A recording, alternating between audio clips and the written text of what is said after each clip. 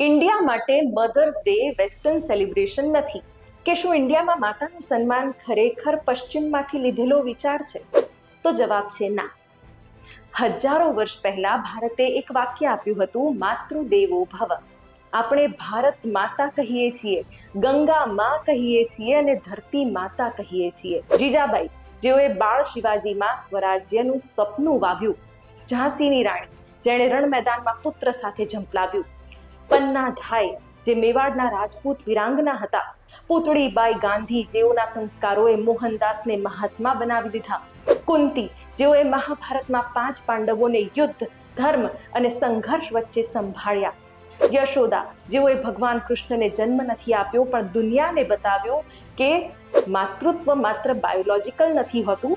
અને આવું જ એક પાવરફુલ એક્ઝામ્પલ એટલે સાવિત્રીબાઈ ફૂલે, કે જેઓ બાયોલોજિકલ મધર ન હતા પણ હજારો દીકરીઓના ભવિષ્યને સવારનારી સામાજિક માતા તરીકે ઓળખાયા.